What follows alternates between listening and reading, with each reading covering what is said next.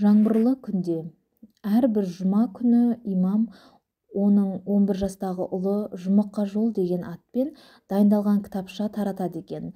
Осындай күндердің бірінде тосыннан күн суытып қатты жауын жауады. Барынша жылы киінген ұлы: «Әке, мен дайынмын» деді.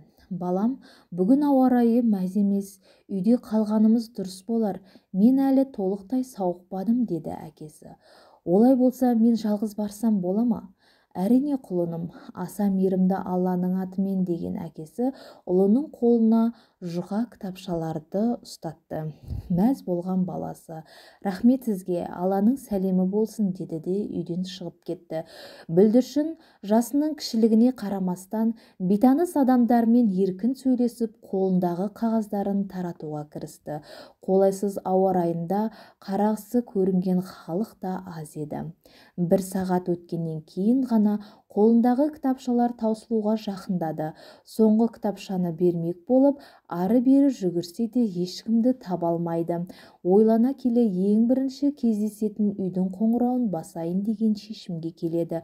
Бала есік қоңырауын басты, алайда ешкім ашпады. Ол тағы да аз уақыттан кейін тағы да басты.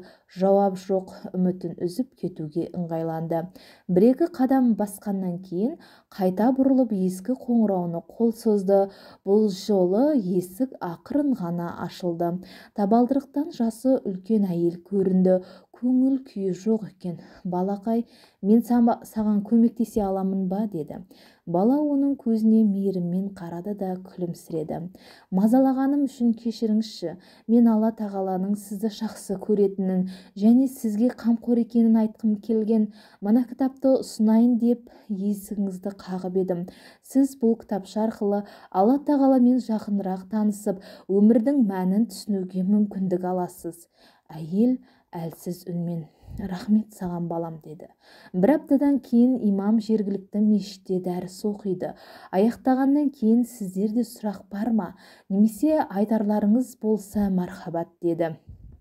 Сонда әйелдер бөлмесі жақтан дауыс шықты: «Сіз мені танымайсыз. Мен бұрын-соңды мұнда келмедім.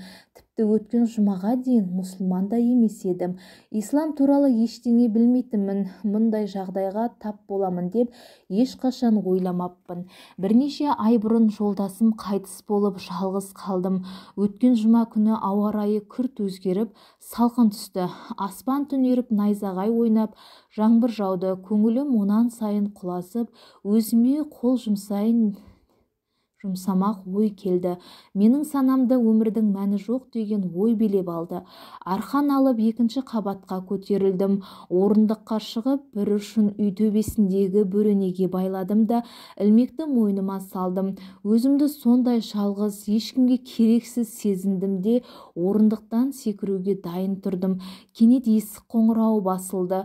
Аз ғана күтейін, бірақ ашпаймын деп шештім. Қоңырау тағы басылды. Бұл кім екен?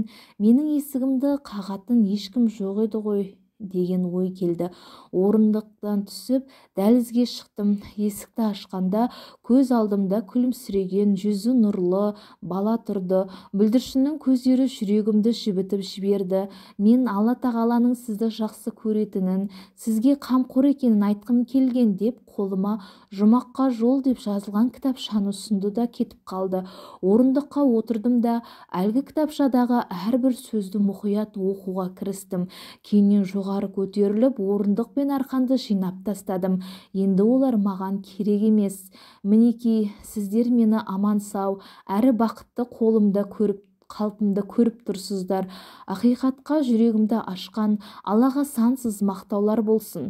Мешіт мекенжайы кітаптың артында көрсетілген соң осында келдім. Сіздерге өмірімді өзгерткен оқиғаны айтып, Алла тағала дер кезінде жіберген балақайға да алғыс білдірсем деймін.